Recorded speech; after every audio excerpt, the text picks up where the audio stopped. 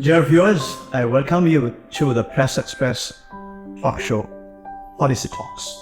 Today, we do have a guest, Mr. Shamshir Mabid Chaudhry, chairperson of Trinamool PNP. People of our country, they love to know from your part. That is, why have you left PNP? I left PNP in 2015. Oh, wow. Yes, 8 years ago. And the reason I showed on my resignation letter, basically I said I'm retiring from politics. However, at the end of my letter, I also added being a freedom fighter, wounded, and having inherent love for my country.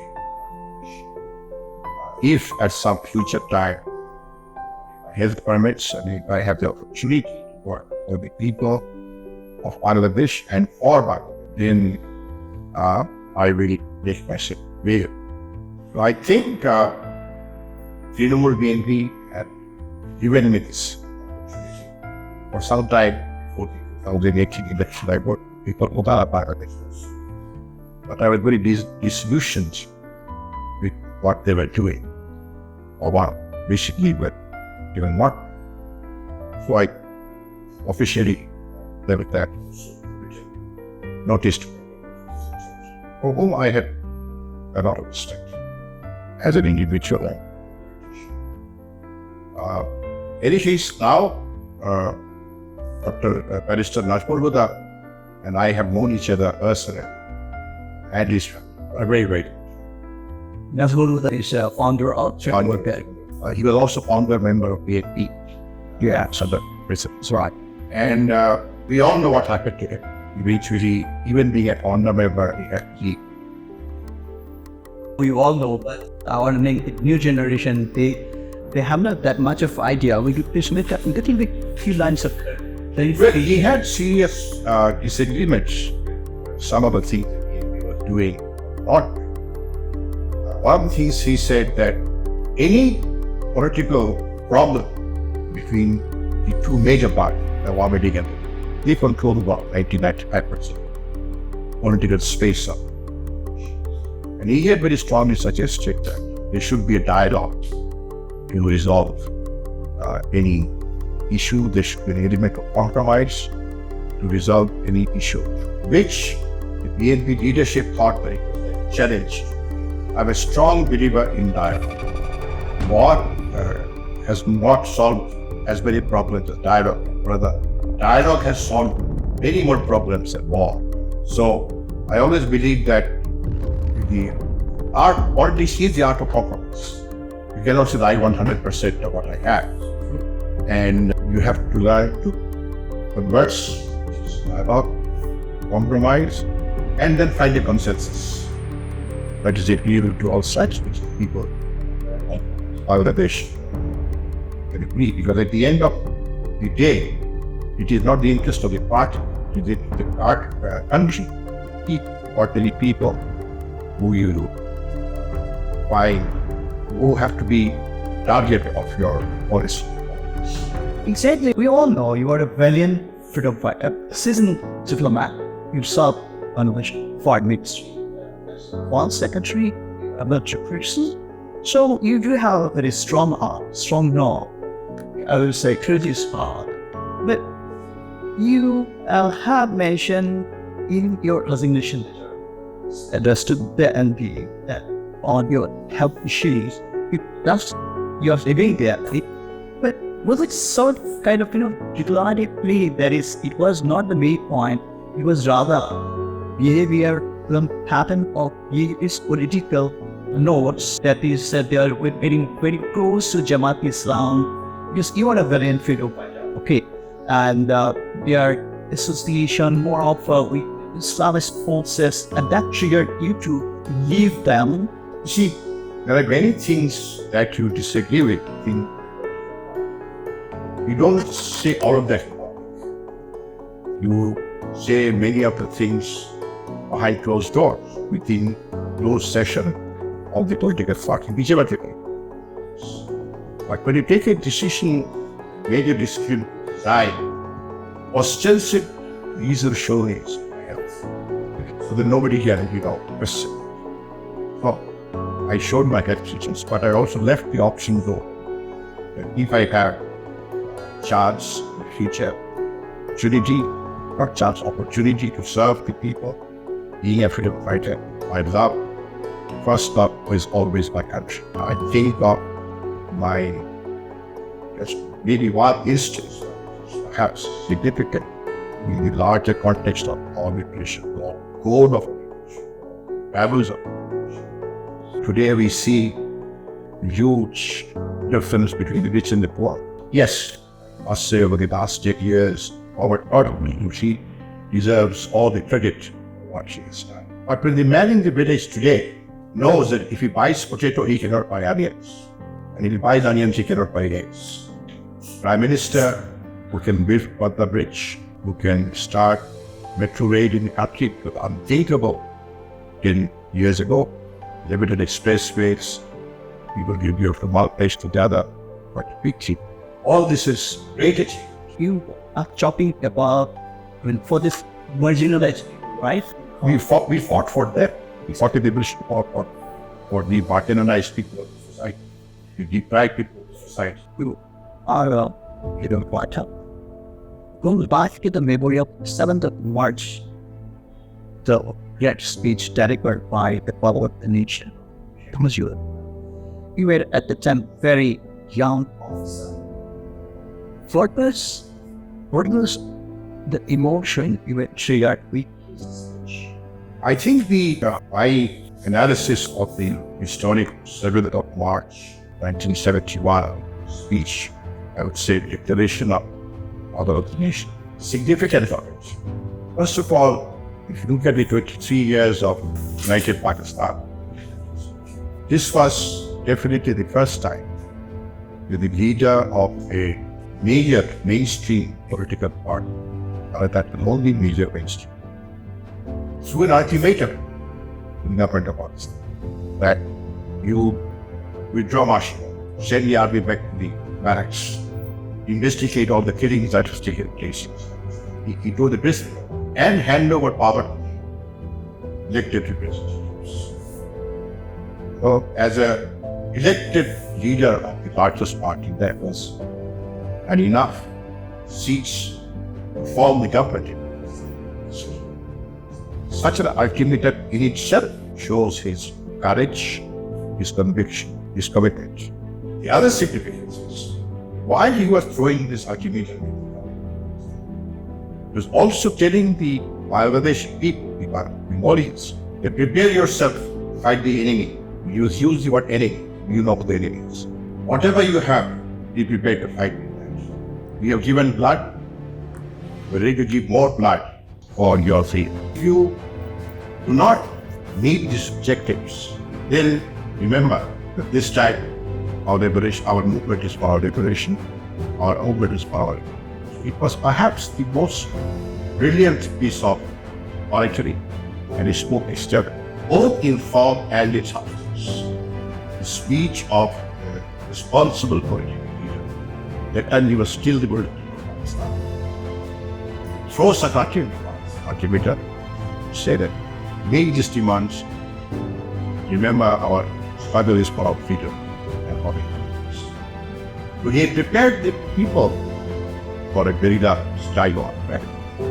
If that and see if Pakistan meets on. That is the historic and the real value of all the speech. Sort of, I do count the second participation of the Liberation War that you lead general what's your vision? Where do you want to see general You know, the word BNP, is not Bangladesh nationalist. It is C01 Bangladesh National. Okay. Trinamool BNP is Trinamool Bangladesh National Party. In reality, it is small party. Liberation. But even in our small way, it is our liberty.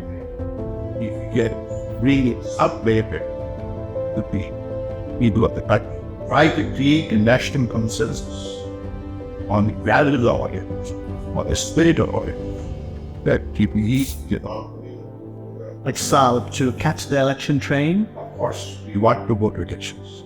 People can express themselves, express their choice, and provided that the election is free, the election is fair, the election is peaceful, that the civil administration, law enforcement agencies play their role in a neutral manner, and provided that the powers that have been given to our election commission by our law said, the election commission be allowed to use that power.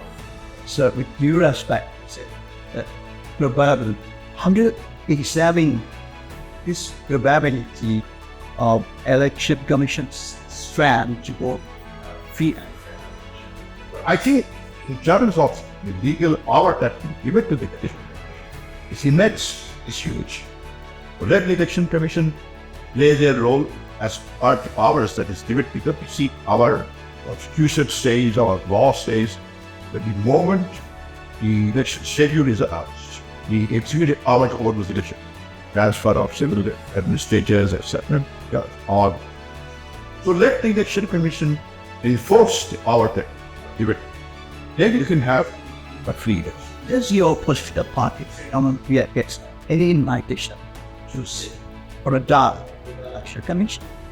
I think it is very important for the election. Every major or every small body. Have you got any kind of communications? We have not yet formally communicated business, but of course, in matter of days, it's all better. Suggesting that we like dialogue. We should also probably have a dialogue with the Buddhist side, about it, and explain our views where we stand at what.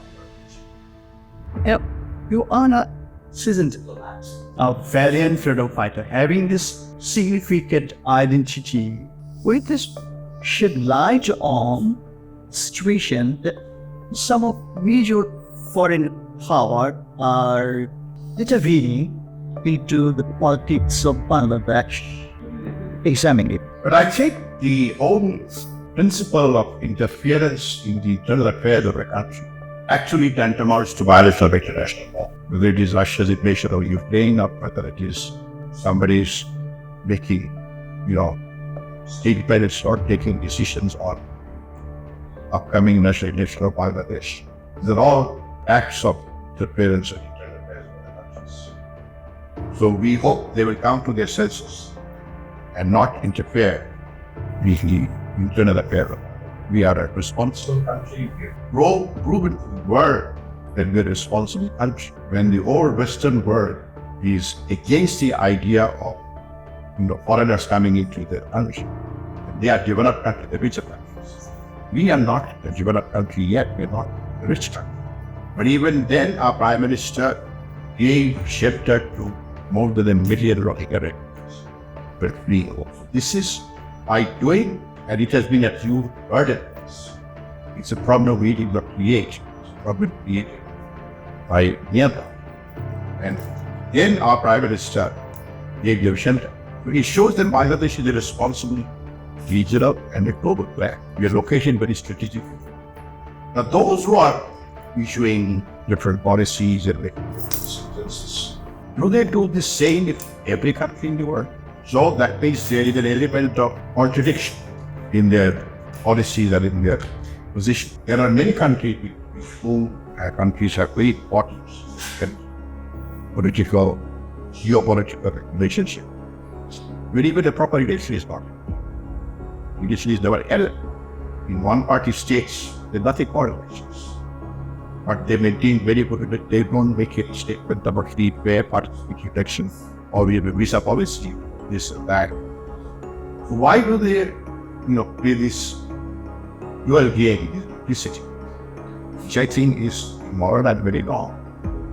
Do they have any other interest behind their game? That is something I think the government, responsibility of the government. I do see This idea, geopolitical game. this is, of course, this everything today geopolitical. Bilateral relationships today are set up on geopolitics. Right at the moment, since Bangladesh is facing geopolitical tussles, it's becoming geopolitical hotspots. You please go share on it. How do you examine being seasoned diplomats? Well, I can express that view individually as a person, also I can express that view on behalf of my part, in the word Bangladesh national part. And our part is that